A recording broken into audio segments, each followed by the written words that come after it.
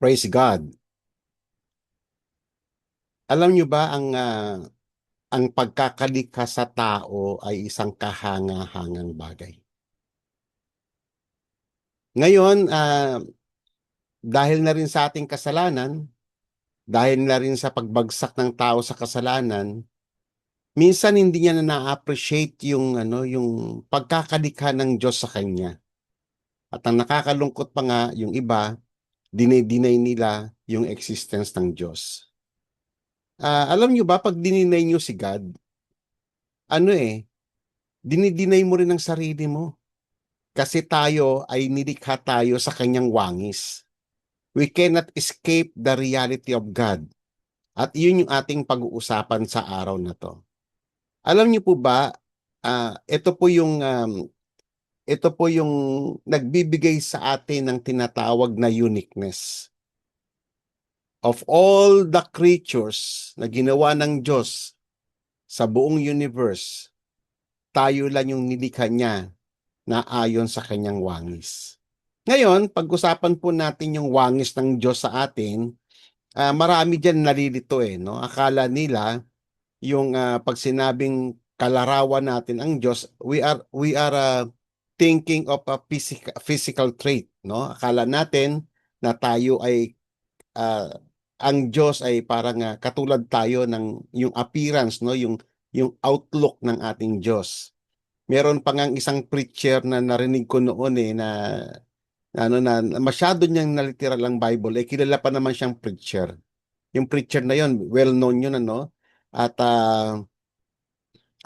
namatay na siya ngayon nung panahon ng pandemic. Yung sabi ng preacher na yon sa kanyang sa YouTube niya, record yung mga old na kanyang mga preachings. Sabi niya, ang tanong niya ang Diyos ba may puwet? Sabi niya gano'n. Kasi ang ibig niya sabihin doon, ang Diyos may puwet kasi tayo nga may puwet eh. So ganun ang niya, no. So na-literal niya masyado yung sinasabi ng Biblia. Hindi po ganun 'yon. Huwag niyong akalain na porke ang Bible ay nagsasalita na para bang katulad natin siya, may kamay, may mata, may tainga, gano'n ano. Huwag mo aakalain na parang tayo 'yon. So hindi po ganun ang ibig sabihin nun. Okay. So ngayon, tignan po natin sa umpisa para maintindihan natin yung wangis ng Diyos sa atin. Tignan po natin yung unang-unang statement ng Diyos sa pagkakalikha niya sa atin. Okay. Sabi po sa Genesis chapter 1, verses 26 to 27, Then God said, Let us make man in our image, according to our likeness, and let them have dominion over the fish of the sea, over the birds of the air, and over the cattle, and over all the earth, and over every creeping thing that creeps on the earth. So God created man in his own image. In the image of God, he created them, male and female. So, ang lahat ng tao, no, ay nilikha sa wangis ng Panginoon. Ang ito po ay hango sa Hebrew word na yung image ay ang ibig sabihin niyan chelem. So pag sinabi mong the image of God, ang ibig sabihin po niyan ay chelem Elohim sa wikang Hebreo. So chelem Elohim. And ang ibig sabihin po niyan ay tayo yung parang resemblance, no? Or shadow or outline or representative. Yun po yung ibig sabihin ng original word na Chelem Elohim. Okay, so ang salita naman na likeness ay sa Hebreo ay demut na ang ibig sabihin something resembles an original image. Okay. So parang sa Tagalog kasi kalarawan ibig sabihin yung image o yung likeness ng Diyos sa atin ay hindi po about appearance but about the function. No, yun po yung function natin sa mundong ito, nire-reflect po natin yung Diyos na lumikha sa atin. Yun po yung ibig sabihin yun. So, ang ibig sabihin, ang tao sa layunin ng Diyos sa pagkakalikha sa Kanya, siya ay image of God or mirror of God on earth or reflection of God on earth or representative of God here on earth. Yan po ang ibig sabihin ng image of God. So mini-mirror natin si God. So tayo ay we are lumalakad tayo, humihinga tayo, nag-iisip tayo, acting as like our God in this physical world originally. So yung ganun sana no na nung kung hindi lang bumagsak ang tao sa kasalanan. So ganun sana no tayo yung nagre-represent ng Diyos sa mundong ito. Ah, tayo lang yung tanging creature na embedded sa distinct responsibility of all other creatures here on earth. Ang tao ay meron siyang distinct responsibility. Ang laki ng iniatang ng Diyos sa kanya. Kaya nga mga kapatid, no wonder bakit ang tao napakadakila ng kanyang pagkatao. Siya ay meron siyang emotional aspect, siya ay merong intellectual aspect, hindi lang physical aspect, siya ay spiritual aspect, siya ay merong social aspect, na wala ang mga iyan doon sa ibang mga creatures, lalo na yung pinakamalapit sa atin, yung mga hayop. Walang ganyan. Ang tao lang ang may kakayanan no na mag-isip ng malalim, maging creative, ay mag-manage, mag-rule, mag-exercise ng authority.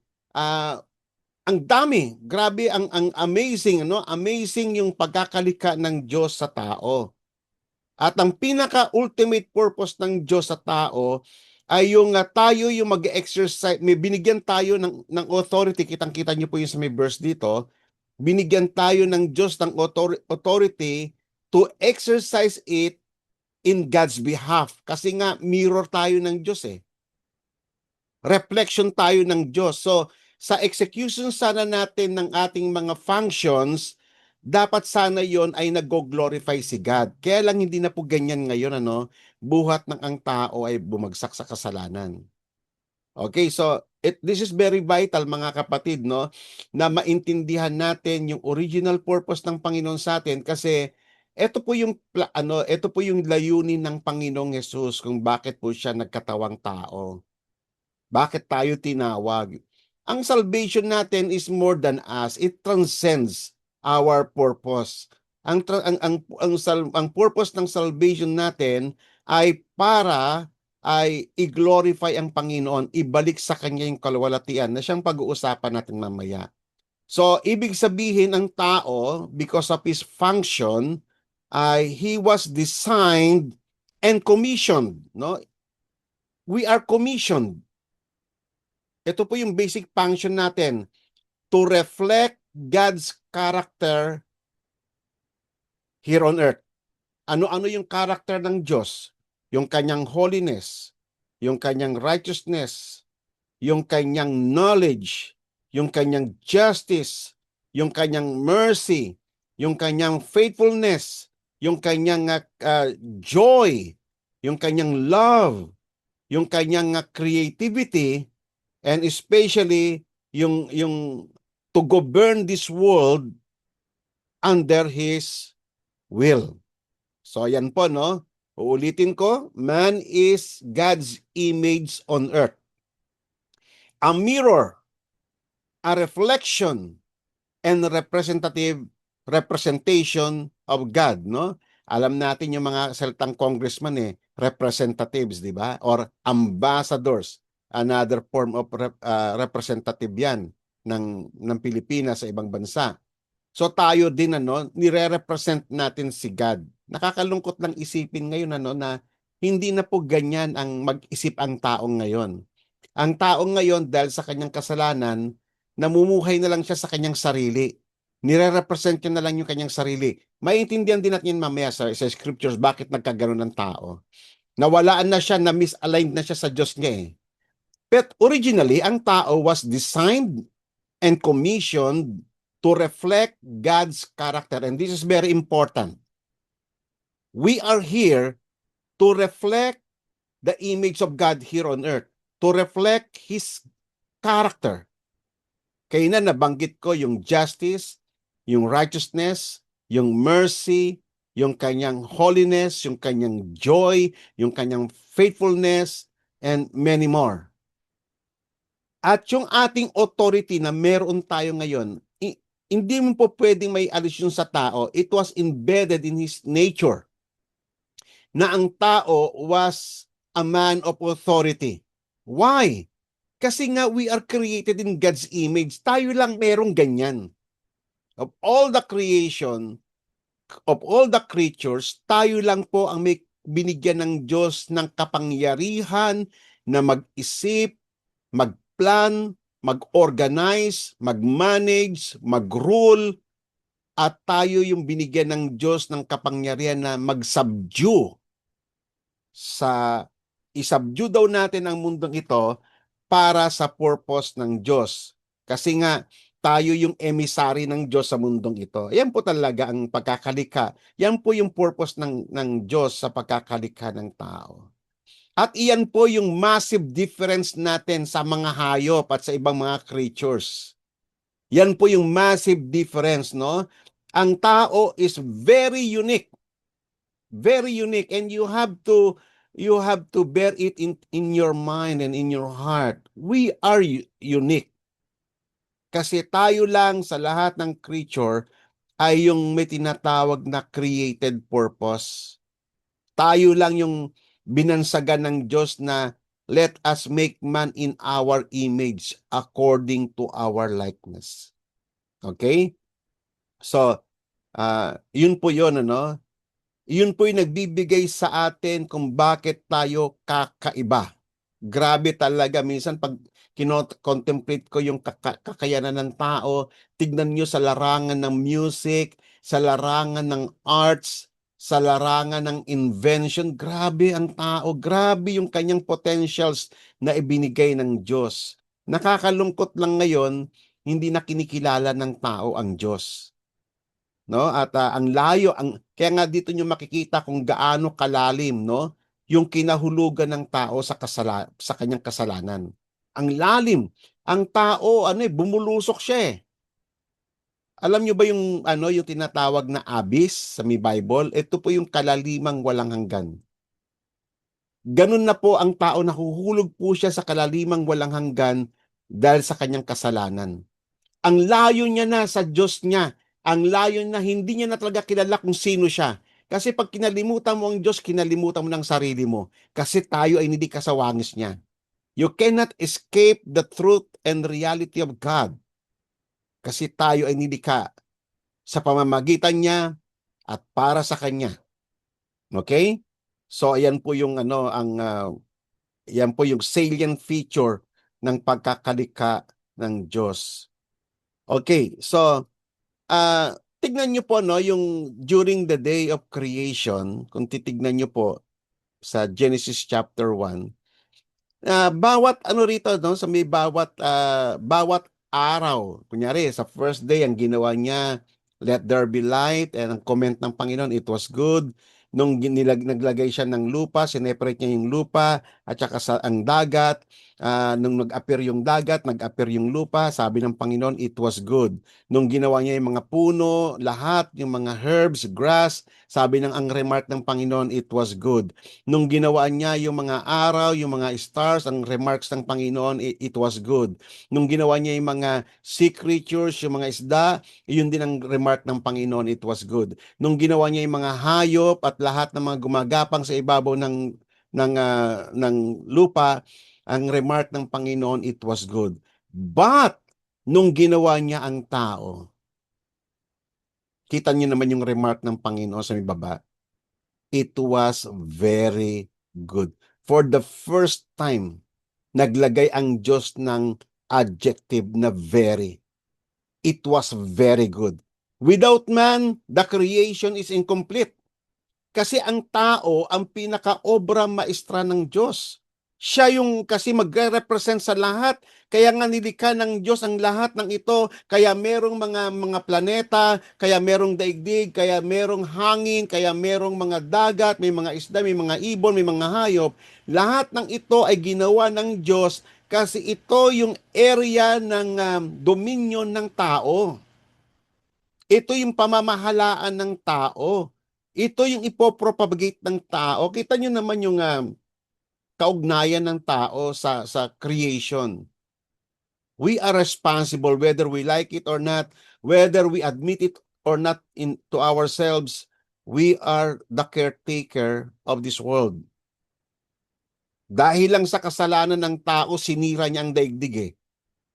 Naging irresponsible siya kaya nasira yung ozone layer. Sa kanyang pollution, sinira niya ang at bumabalik din sa atin yung mga basurang tinatapon natin sa dagat, bumabalik din sa atin yung mga irresponsible natin pagputol ng puno. So we are going sa bawat yung kasimbungan ng kasalanan eh. Sa bawat kasalanan na ginagawa natin, bumabalik sa atin. Yung creation is going against us na supposedly ang creation was the area of our dominion.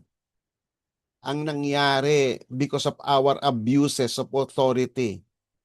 Kita mo ngayon nangyayari sa Iran, na-abuse nila yung kailang mga kapangyarihan and they execute tyranny, terror sa Middle East and then ayan yung nangyari, Babalik at babalik din sa Iran yung kanyang itinanim na violence. Bumalik din sa kanya, bumalandra din sa kanya. Okay? So, balikan po natin yung pinag-uusapan natin. Nung matapos gawin ng Diyos ang tao, ang remark ng Diyos, it was very, very good. Napakainam. Nakumpleto yung grand design ng Panginoon. Sufficient na ang creation. Wala nang idadagdag, wala nang ibabawas. Sufficient na. Kasi ang tao will play a very significant role, a very crucial role in the created order. Yan po, no? Kaya nga ang tao, tatandaan nyo po, ang tao, hindi po tayo kawawa. Hindi po ang tao yung wala siyang significance sa mundong ito. Hindi po yung wala siyang purpose. Sa creation pa lang kitang-kita niyo na yung created purpose ng Diyos sa pagkakalikha niya sa tao. We will play a very vital role in this creation at iyan po yung atin pong medyo ididig natin mamaya in details. Okay. So, ang isa sa mga astonishing na pagkakalikha ng Diyos, sinabi niya, 'di ba, ang alam natin ginawa niya tayo mula sa ground, no? Yun po yung ang salita kasing Adam, it was not just a pronoun. Hindi lang po siya pangalan yung Adam or Adan, no, sa Tagalog. Hindi lang po yan a pronoun or a name of a person. Actually, yan po yung description ng pagkakalikha ng Diyos sa kanya. Ang Adam po ay hango po sa wikang Hebreo na Adama, na ang ibig sabihin ground or earth, red soil. Parang gano'n, no? Kaya ang tao mamula-mula siya. So ngayon, hindi lamang po yung Adama hindi lang po nangangahulugan na ground or earth ang ibig sabihin, kundi yung dam doon sa Adama, ang ibig sabihin po noon ay blood. So nakita niyo doon pa lang sa ang tao kaya siya kakaiba kasi meron siyang blood, kahit yung mga hayop may blood siya at meron siyang element ng soil, ng ground. So, at doon din tayo babalik dahil because of the curse of God. Babalik din tayo doon. At makikita natin doon na ang tao ay binigyan siya ng ganon, dumadalo yung dugo sa buhay natin. Kaya nga very crucial yung pagdanak ng dugo when it comes sa purpose ng Panginoon. At yung unang-unang dugo na tumagas sa may ibabaw ng lupa, yung dugo ni Abel, At ito po ay na-complete doon po sa pagtagas ng dugo ng Panginoong Hesus na nag-reverse sa lahat ng mga curses na dumating sa mundo because of His sin. Ngayon, ah, isa sa mga nakakalungkot na kwento, no, at ito po ay makikita mo sa Genesis chapter 5. Ang tao kasi originally, nakita naman po natin ano, sa Genesis chapter 1, na ang tao was created in the image and likeness of God. Pero alam nyo ba, dahil sa kanyang pagbagsak sa kasalanan, ang mga tao, sabi nga rito sa Genesis chapter 5 verse 3, when Adam had lived 130 years, he became the father of a son in his own likeness, according to his image, and name him Seth. Nakita nyo yung shift, yung major shift from the image of God, from the likeness of God, naging ang mga tao, yung mga taong ipinapanganak na sa mundo, ay naging image na lang and likeness ng kanyang tatay. Ano, sino ba 'yon? Yung po yung minana po natin na image ni Adan ay yung po yung sinful being niya. Yung po yung patuloy na tayo magpahanggang ngayon, dala-dala natin yung sinful being, no? Yung sinful nature ni Adan. Taglay-taglay natin dito. Ito pong ating katawan was created in the image and likeness ni Adan. Hindi na po yung image and likeness ng Diyos. Yun po yung malaking pagkakaiba. Kasi when we talk about the created in the image and likeness of God, we are talking about the character of God. Okay? Because of sin, ano na nangyari sa character of God? Nire-reflect pa rin ba ng tao yung character of God sa mundong ito? Hindi na. Ang nire-reflect niya na kung ano yung minana niyang ugali sa kanyang mga magulang. O ganyan. That is the saddest thing. We bear children, generation after generation, after man's image na. Hindi na yung God's image. And that is the saddest at the tragic, no, na kwento ng tao sa mundo. Kaya nakita mo yung mga tao pag pinapanganak ng kanilang mga magulang. Kunyari, yung magulang niya ay isang corrupt na official, ititrain niya yung anak niya sa ganyang image, ititrain niya rin ng paano maging corrupt. Ganun yung ano eh. 'Di ba? Kung ang magulang sugarol, yung anak niya magiging ganun din siya. Nagiging katulad siya ng image ng kanyang magulang. Nawalaan na yung character ng Diyos, nawalaan na. Hindi na niya nire-represent yung justice, yung righteousness, yung mercy, yung compassion, yung joy, yung love, yung holiness. Hindi niya nire-represent yung faithfulness ng Diyos, etc., etc. Okay? So yun po, no, ito po yung tinatawag na pagbagsak ng tao. Pag sinabing ang tao ay bumagsak sa kasalanan, ang ibig sabihin nun, ang tao ay nag-depart na siya sa image ng Diyos. Ayun po yung ibig sabihin ng fall of man. It is a departure. It is a deterioration of the image of God in man. Kaya ang image of God, ano na nangyari sa image of God? Yes, nandun pa rin sa atin yung image of God, but it was corrupted. The image of God was not erased because of our sin, but it was corrupted. Nakita niyo yung mga tao, corrupted yung yung kanyang being. Corrupted yung kanyang moral, corrupted yung kanyang reasoning, corrupted yung kanyang philosophy, corrupted yung kanyang emotion, corrupted din ang image of God sa kanya. Corrupted na pati yung kanyang love, corrupted na yung kanyang faithfulness, corrupted na pati yung kanyang yung mga virtues na mahalaga sana, no? Corrupted lahat. Buong being of man was corrupted, was damaged. Alam nyo ba yung mirror, no? Sabi natin kayo na we are the mirror of God here on earth. Pero because of our sins, we become the cracked mirror. Alam nyo yung basag na salamin? Pag kayo ba'y tumitingin sa basag na salamin, nakikita mo pa rin ba yung sarili mo? Yes, pero broken. Nag-reflect pa rin, pero ang reflection is broken, distorted, incomplete. Ganun po ang nangyari. Ganun po katindi yung effect ng sin sa atin. Dinamage niya talaga. So ngayon, ganyan na po yung tao ngayon sa ating lipunan. Kaya kung nakikita mo yung problem ng ating society, iyan po yan, the distorted image of man. The departure of man from the image of God. Ang ipinapanganak na, ang iniluluwalan natin ng mga anak ay anak na anak na ni Adan. Kaya nga tayong mga Kristiyano, it was a great challenge, no? It was a great challenge para sa mga, okay, may nagsasalita po. May nagsasalita po, paki-mute na lang po. Please, paki-mute lang po kasi na-disturb po yung iba. Paki-mute lang po ang inyong mga mikropono, please. Okay, kasi naririnig po kayo rito. Okay. So, ganun po yung nangyari, no? Yung the image of God, na tinatawag natin kayo ng Chelem Elohim, ngayon, nawala ba yun? Hindi, nandyan pa rin siya. Kaya lang, it was now wrapped by sin. Corrupted by pride and rebellion of man.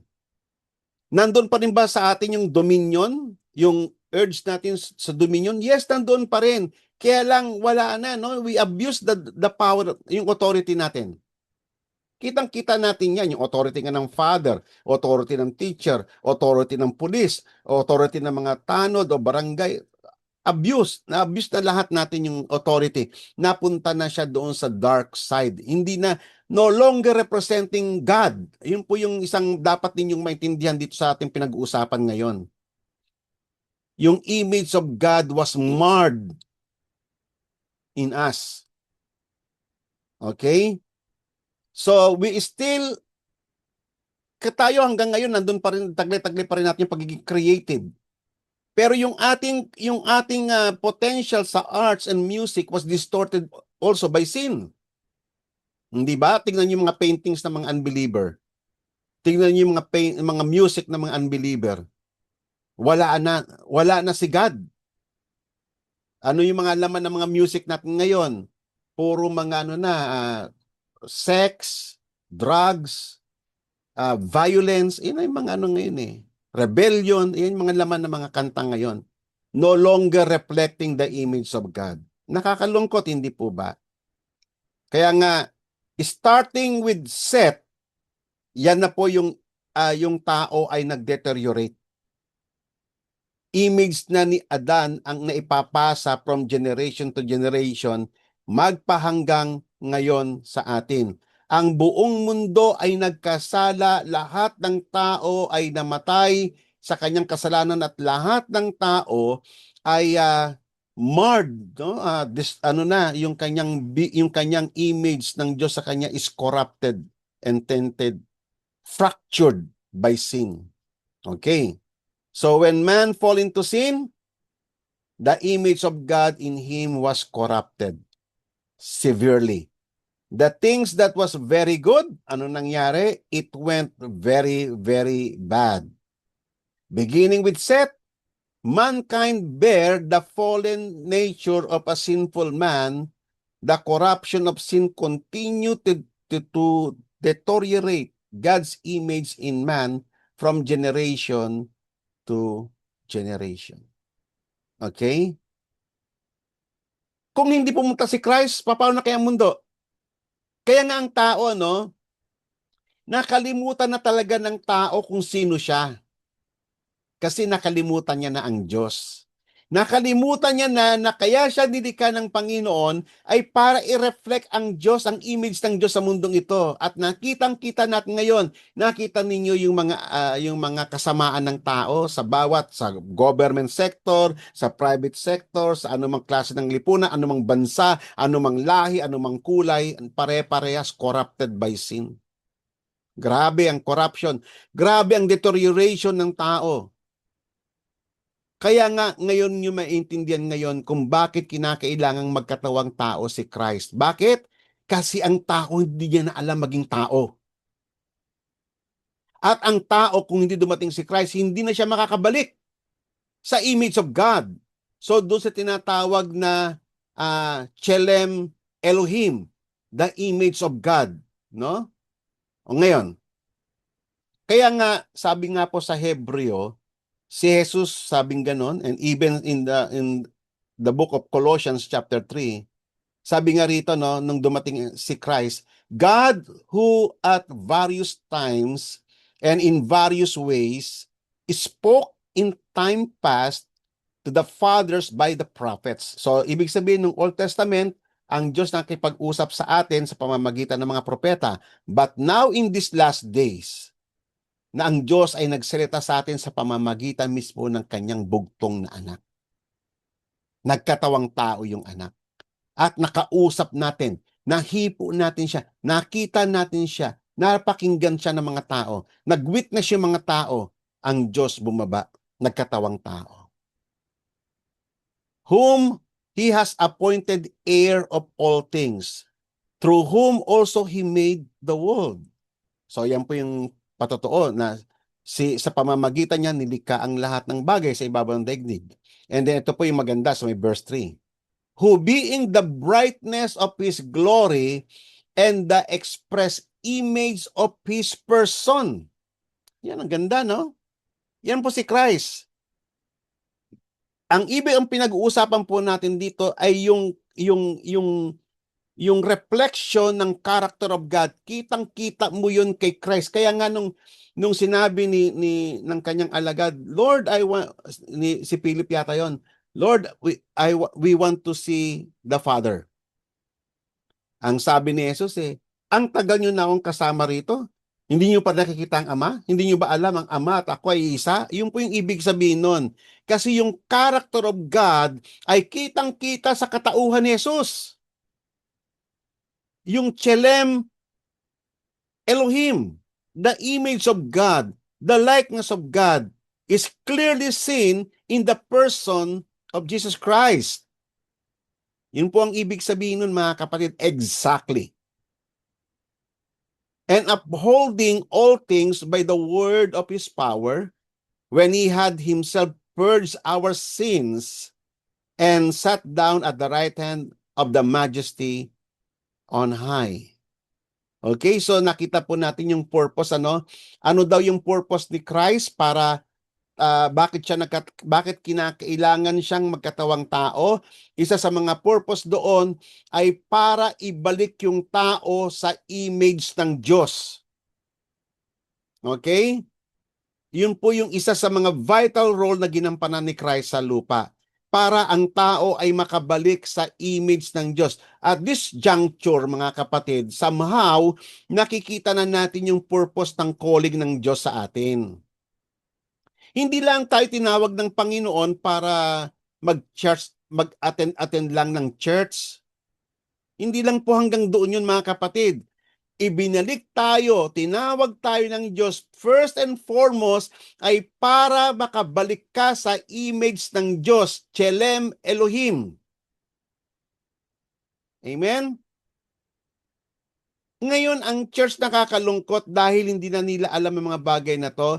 Ang dami mga Kristiyano, yung image pa rin ni Satan ang nagre-reflect sa kailang katauhan. Alam mo, marami mga Kristiyano na pag nasa church, holy. Pag nasa labas, panay mura ang bibig niya. Maraming ganyan. Marami pa rin mga Kristiyano yung nangungutang, tapos tataguan niya yung kanyang pinagkakautangan. Maraming pa rin mga Kristiyano nagpa-practice ng unlawlessness. Nakakalungkot, ano? Kasi doon mo kitang-kita, no? Ngayon yung maintindihan, mga kapatid, kung bakit sinasabi ng Bible na iwaksin na natin yung mga gawaing, yung mga sinful na gawain, ano?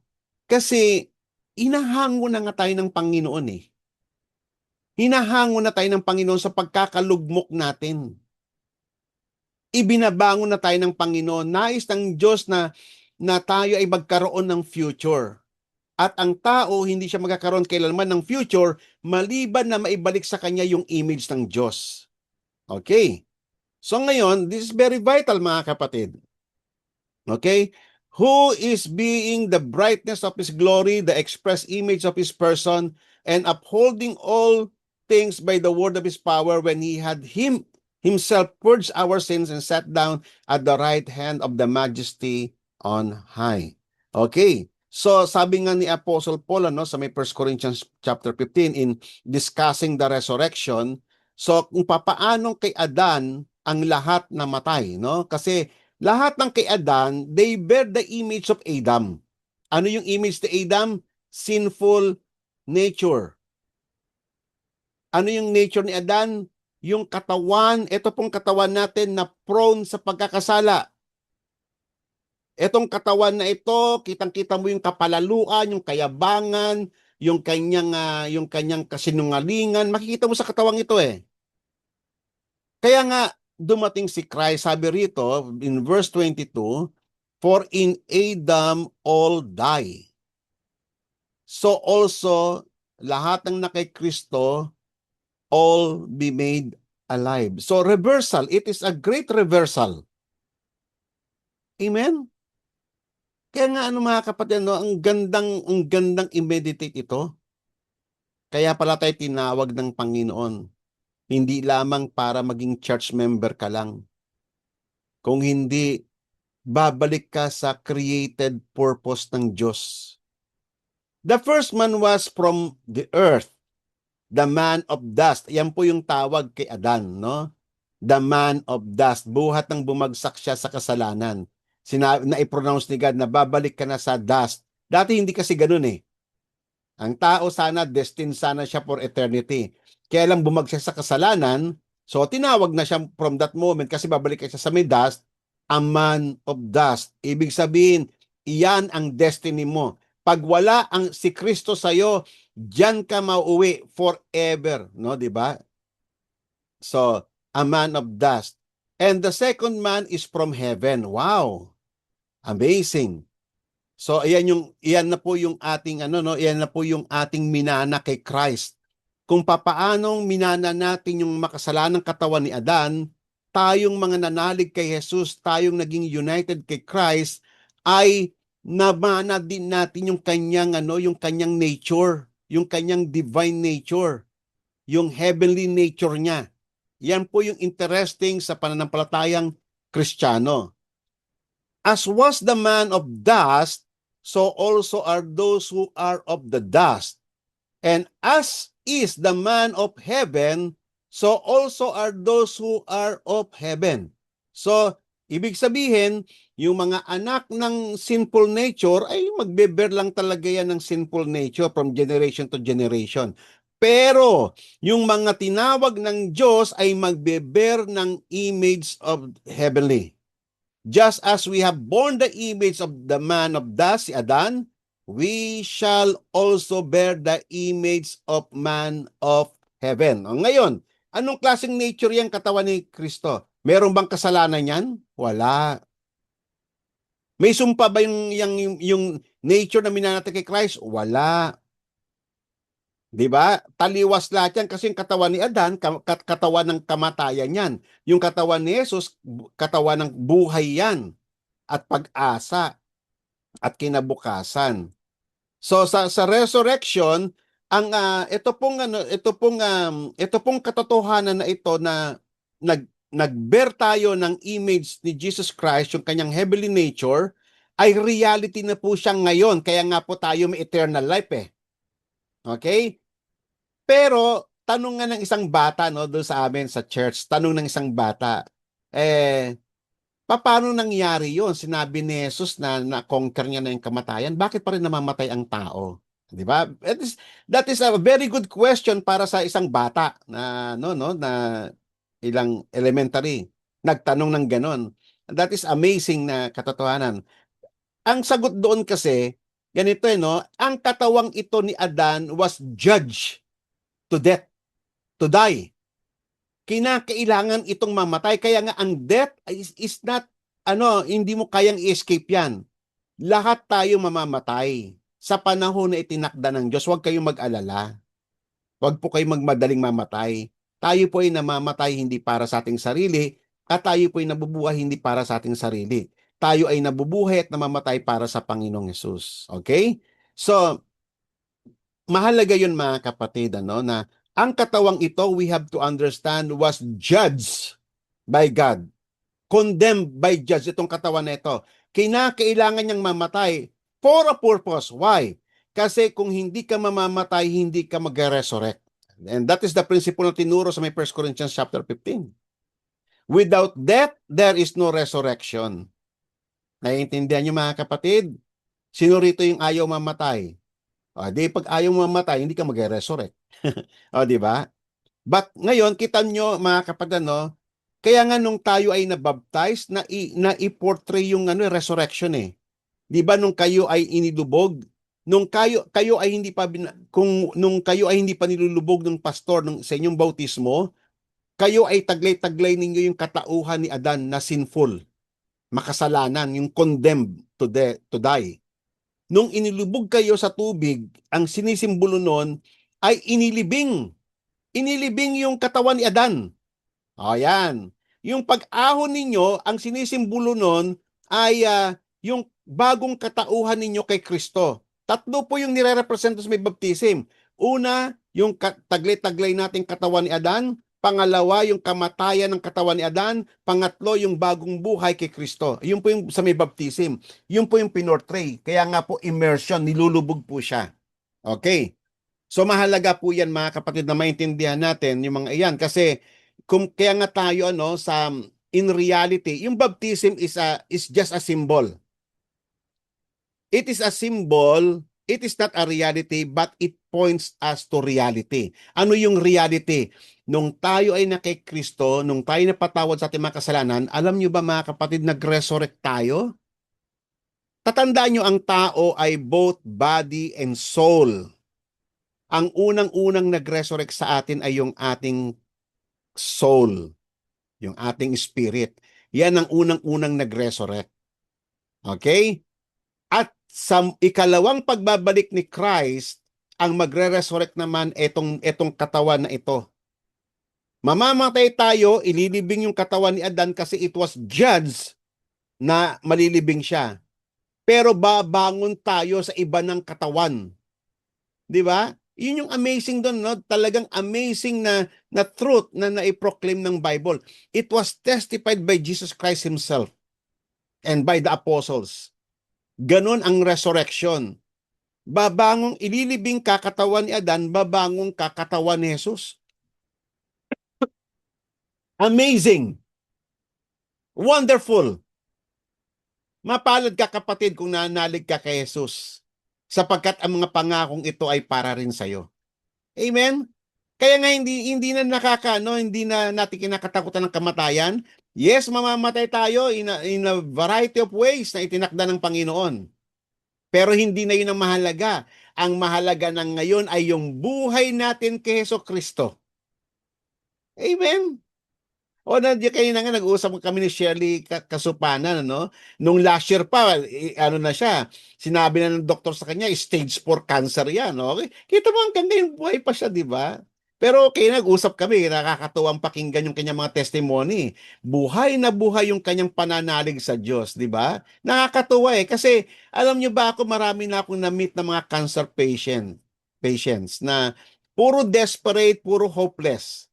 Pero si Sister Shelley, kaya kaiba, no? Very exemplary yung faith niya. Sa gitna ng kanyang karamdaman, kayang-kaya niyang i-express yung kanyang pananampalataya sa Diyos. That is amazing thing, ano? And that is the most blessing, no? Isang napakagandang blessing na ibinigay ng Diyos sa kanya yung kanyang pananampalataya. So, back to our topic, ano? Tatandaan ninyo, ang pagkakaiba lang, no, ng ating resurrected body when the Lord comes ay yung katawan na yon na panlangit na kakamtan natin ay wala ng capacity to sin. Hanggat nandito tayo sa katawan ni Adan, tayo ay prone to sin. Pero kapag nakamtanan natin yung heavenly body sa resurrection, ay hindi ka na magkakasala. Kaya nga ang gandang isipin, yung bagong kaayusan, no, sa pagbabalik ng Panginoong Yesus. Tayo ay may mga katawan na hindi na nagkakasala. Siguro hindi na kailangan ng hospital, hindi na kailangan ng mga military, hindi na kailangan ng mga ganto-ganto. Kasi na iba na eh. Wala na. Yung talagang perfect being, yun ang ibibigay ng Panginoon sa atin. Okay. Kaya nga mga kapatid, tatandaan niyo po, ang Genesis was not the end of the story. Yung creation ng Genesis 1. It is just the beginning. At ang kasaysayan, yung na-record dito sa may Bible, ang lahat ng ito is aiming toward one central figure sa person ni Jesus Christ. Lahat ng iyan nakatuon yan kay Yeso Kristo. Okay? Sabi nga sa Colossians chapter 1 verse 15, si Jesus Christ ang tawag sa kanya doon ni Apostle Paul, the image of the invisible gods. Alam na ninyo ibig sabihin ng image, reflecting the character of God. Yun po yung image ng Diyos sa atin. So, si Adam nag-fail siya, si Jesus nagtagumpay. So, nung ang tao ay nagkasala, na-distort ang image, pero si Jesus ni-restore niya yung image na yan. Yung tao, inabuse niya yung kanyang dominion, pero si Jesus Christ, in-exercise niya yun perfectly para sa Panginoon, yung dominion. Okay? So, ultimately, na-i-restore, na-i-reconcile ng Panginoong Jesus ang mga tao pabalik sa kanyang Diyos na lumikha sa kanya. At ngayon, ang tao ay may pag-asa na makabalik sa image ng Diyos. Yan mga kapatid, ang isang malaking katotohanan. Ikaw kapatid ay hindi ka lang basta isang Kristiyano. Hindi lamang taglay-taglay mo ang pangalang Jesus na sa salitang Christian. Ikaw ay bumabalik na at ipinababalik na ng Panginoon sa kanyang imahe. Wow! Di ba? Good news! Masaya ba kayo mga kapatid? O malungkot pa rin kayo dahil wala kayong pera? Ay, kawawa ka nga kapatid basta ganyan ka mag-isip. Kinukumpara mo ang buhay sa pera, sa financial status. Kawawa naman akong cellphone ko, 3310 pa rin magpahanggang ngayon. Hindi ka kawawa kapatid, mapalad ka.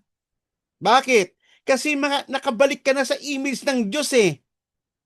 'Di ba? Kahit wala kang trabaho, kahit may sakit ka, may karamdaman ka, may cancer ka, kahit ikaw ay namatayan ka ng kuko, joke lang po 'yon, no? Nag-exaggerate lang po ako para just to make a point, para lang makita ninyo mga kapatid, kung ano ba talagang tamang focus ng ating buhay. Mag-focus ka doon kapatid, buhat nung ikaw ay tinawag ng Panginoon, ikaw na ngayon ay candidate na makabalik ng muli sa Diyos. Candidate ka na uli na ma-restore ng muli sa iyo ang image ng Diyos. May future ka na uli. May pag-asa ka na uli kapatid. Okay? Ngayon, babalikan mo na uli yung purpose ng Diyos. Ano yon? Ire-reflect mong muli yung image ng Diyos sa ibabaw ng daigdig. Wow! Yan pala ang Kristiyano. We are reflecting the image of God here on the earth. Wow! Amen. Ito sabi sa Romans chapter 8, for those whom He foreknew, He also predestined to be conformed to the image of His Son. Wow! Yan po ang purpose ng Panginoon. So lahat ng tinawag ng Diyos, lahat ng kasama sa redemption, lahat ng mga so-called Christians ay naitakda ng Diyos na mako-conform sa image ng Diyos. Wow! Gusto niyo ba yun mga kapatid? Kaya nga wag na kayong manatili sa may dating yung katauhan. Hubarin na ninyo yung image ni Satan. Hindi na kayo para doon. Ikaw ay para na sa Diyos. Ang i-reflect mo, wag yung image ni Satan sa mundong ito. Ang i-reflect mo na yung image ng Diyos mo. Amen? Magsanay na tayo na lumakad sa katuwiran, sa hustisya ng Diyos, lumakad ka na sa kanyang kabanalan, lumakad ka na sa kanyang pag-ibig, sa kanyang kagalakan, sa kanyang katapatan. I-reflect mo ang Diyos. Amen. And then sabi niya pa nga, but we all with unveiled face, sabi sa 2 Corinthians, beholding as in a mirror the glory of the Lord. Wow. O yan pinag-uusapan natin na mirror no? Muli, alam mo yung parang kinikwento kayo na yung broken mirror, ngayon nabuo na uli yun sa atin. Nakikita na uli natin ang ating sarili ng buong buo sa pamamagitan ng Panginoong Yesus. Are being transformed into the same image from glory to glory. Wow! Wow! Amazing! Amen po ba? Masaya po ba kayo sa pinag-uusapan natin ngayon? Amen. This is amazing, no? Itong ating topic ngayon. Just as from the Lord, the Spirit. And another verse is from 1 John chapter 3. Beloved, we are now children of God, and that is the truth. And it has not appeared as yet what we will be. Ano ba yung magiging will be natin? Yung mamanahin natin, we will be conformed to the image of His Son. We know that when He appears, we will be like Him because we will see Him just as He is. Yan po kapatid yung ating expectation. Yan po yung inaasahan natin sa pagbabalik ng Panginoong Yesus. Magiging ganap ng muli yung image ng Diyos sa atin. Sa ngayon, kita mo mga Kristiyano, struggled pa rin, nagpe-fail pa rin tayo. Sometimes, nire-reflect pa rin natin yung image ni Satan. Pero unti-unti, by the grace of God, binibigyan tayo ng lakas ng banal na espiritu na makalakad na tayo na may katotohanan, lumakad tayo may pag-ibig, no? Sa habag ng Panginoon, itinutuwid niya tayo from glory to glory. Yan po yung pinag-uusapan. Okay, actually marami mga verses pa yan, tungkol sa pangako ng Panginoon, yung ating conformity with the body of His glory. Okay, kaya nga ngayon, punta na tayo sa responsibility natin. Kaya nga ang sabi ni Apostle Paul sa Ephesians 4, now, ngayon kayo ay mga redeemed na, that you be renewed in the spirit of your mind. Kinakailangan ng ma-renew yung ating isipan. Kasi for the longest time mga kapatid, buhat nung ipinanganak tayo hanggang sa tinawag ka ng Panginoon. Etong ating mind ay na-shape ito ng mundo. Na-shape itong ating isipan sa makasalanan na diwa.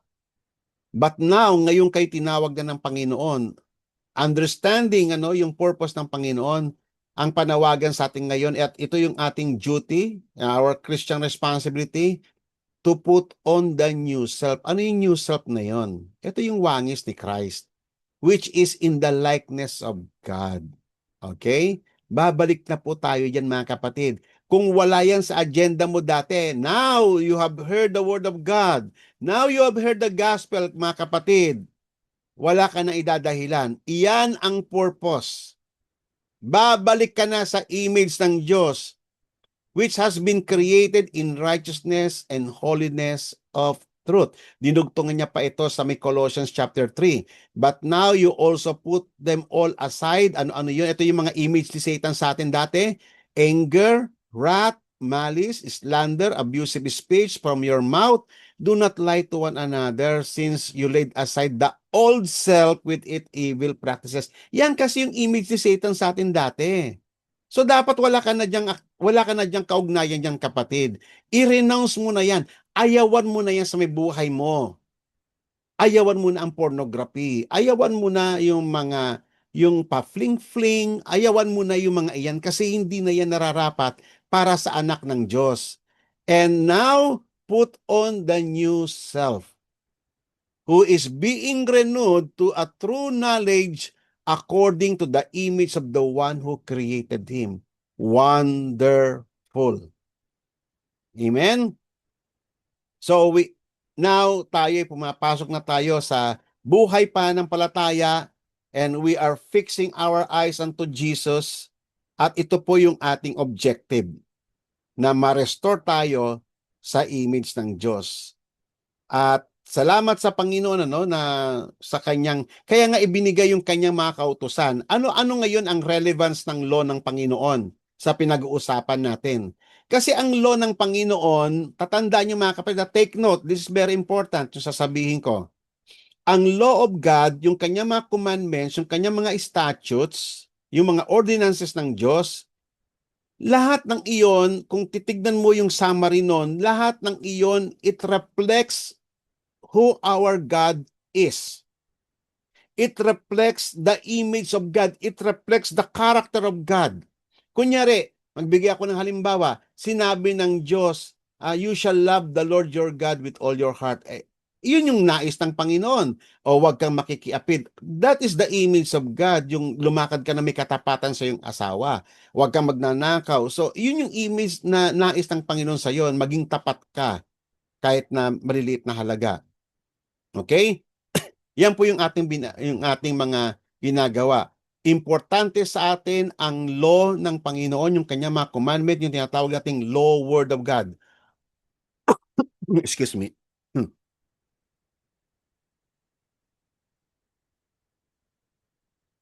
Importante sa atin yun. Kasi ang purpose ng law is for our sanctification. Ano nga po yung sanctification? Naitopic ko na to dati pero ulitin ko po ulit ngayon. Ang sanctification, ang ibig sabihin po niyan ay conforming to the image of Jesus Christ. Conforming to the image of the Son. Yan po ang ibig sabihin ng sanctification.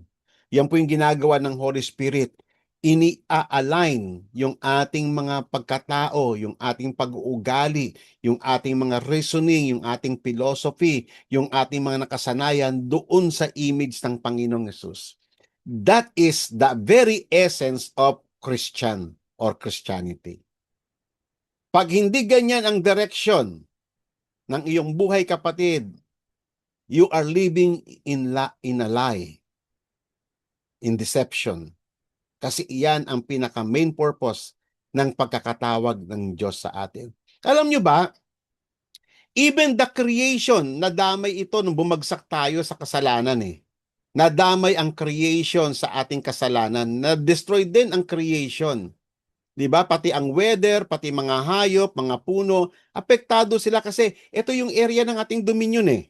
So nag-fail yung head, yung tao na siyang pinaka-federal head ng creation, nag-fail siya, so nag-fail din ang creation. Kaya nga ang sabi sa may gospel, ano, ang creation hinihintay niya rin yung restoration ng mga image bearer. Hinihintay nila yan eh. Na sila fully na makabalik, ano? Kasi doon lang magkakaroon ng healing and renewal ang buong creation. Sabi nga rito, no, ito ay amazing na revelation ng Diyos sa pamamagitan ni Apostle Paul in Romans chapter 8. For the creation waits with eager longing. Nananabik daw ang buong creation sa ano? For the revelation of the sons of God. Sino yung sons of God? The image bearer. Hinihintay nila na muling yung mga image bearer ay mag-reflect uli sa image ng Diyos. Hinihintay din ng creation yan. At kapag bumalik na yung mga image bearer sa kanyang image, sa image ng Diyos, ay doon na mag-i-start ang tao ay muling maging responsable sa mga ipinamahala ng Diyos sa kanya. Hindi na natin i-abuse ang kalikasan, mamahalin na natin ang mga creation, at ang lahat ng ito ay magiging gardener na ulit tayo ng mundong ito. Kumbaga, kasi actually yan ang tao eh. He is a gardener. Kaya nga si Jesus Christ, napansin nyo, nung si Jesus ay nag-resurrect, saan po siya? Napagkamalan siyang gardener ni Mary. Di ba? Kasi iyon yun eh. Iyon yung pinapakita doon yung role ni Adam na nag-fail si Adam na i-maintain, i-keep itong mundo. Pinapasok niya yung kasalanan. Pero si Jesus Christ ay nire-restore niya. Okay? So, for the creation was subjected to futility not willingly. Hindi nila kagustuhan yan. But sinubject ito ng Diyos ayon sa kanyang purpose. Na in hope that the creation itself will be set free from its bondage and to corruption. Ibig sabihin, mawawala na rin yung mga super typhoon, mawawala na rin yung mga tsunami, mawawala na rin yung mga earthquake, mawawala na rin yung mga anomaly sa kalawakan, sa ibabaw ng lupa, sa dagat, mawawala na lahat yan. Why? Kasi ayon sa gospel ng Panginoon, hinihintay lang ng creation na yung mga anak ng Diyos, yung mga image bearer ay bumalik siya sa kanyang responsibility para ang creation din ay makawala sa corruption ng bondage. and obtain the freedom of the glory of the children of God. Wow! Amazing! Nakita niyo mga kapatid, no? Akala niyo walang pakialam ang creation sa atin? Hindi! Kaya nga nung doon sa Deuteronomy chapter 21 yata yon, naalala ko, sabi ng Panginoong ni Moses no sa Israelita, if you obey the Lord will bless you, but if you disobey the Lord, sabi nga rin ni Moses, I call heaven and earth. Oh, yan yun eh, the creation eh. I call heaven and earth to witness against you. Sa bawat paghabi ng kasalanan ng tao, sa bawat abuses niya, witness. Sino ang witness sa kanyang kasalanan? Yung heaven and earth, yung creation, yung mga puno, yung mga lupa, yung mga bato, yung tubig, yung isda, yung mga ano. Witness lahat yan, yung hangin, araw, ulap, witness yan sa kasalanan ng tao. Kaya ang tao ninyo na kinakailangan magtago pa. Ang daming witnesses. We are surrounded by the witnesses. Witnesses of our corruption and sin. Ngayon, hinihintay din ng creation na makabalik sa image ng Diyos ang mga anak ng niya. For we know the whole creation at the present time was groaning together in the pains of childbirth until now. No? Kitang-kita ninyo, no? Habang may digmaan ng mundo nagsasuffer, yung mga nuclear weapons na tinetest nila, nagsasuffer ang kalikasan, yung ozone layer, yung atmosphere nagsasuffer no? Sa kapabayaanan ng mga tao. Yung puro profiteering ng mga manufacturers, kahit na pollution na yung kanilang mga produkto, wala silang pakialam, basta kumita lang ng pera because of their greed. Lahat ng iyan hihinto, mga kapatid. Hihinto lahat ng iyan. Kasi doon papunta ang history. Dito papunta ang history. The establishment of the kingdom of God, the restoration of the image bearer in conformity to the image of the Son of God. Amen? I pray, mga kapatid, na makatulong sa inyo ng malaki ito, na magkaroon kayo ng tamang focus sa inyong pananampalataya. At ngayon, mga kapatid, I encourage you na from now on, this is your God-given opportunity to reflect His character, to reflect His image sa mundong ito. Kailangan kayo ng buong daigdig. Purihin ng Panginoon, tayong lahat ay yumuko at tayo po ay manalangin. Dakilang Diyos na buhay, kahanga-hanga ang iyong mga salita. Kahanga-hanga ang iyong mga ginawa. Kahanga-hanga ang mga inaccomplish ng Panginoong Yesus. Kung papaano niya i-restore ang lahat ng bagay, pabalik sa iyong purpose, Panginoon, sa iyong eternal purpose.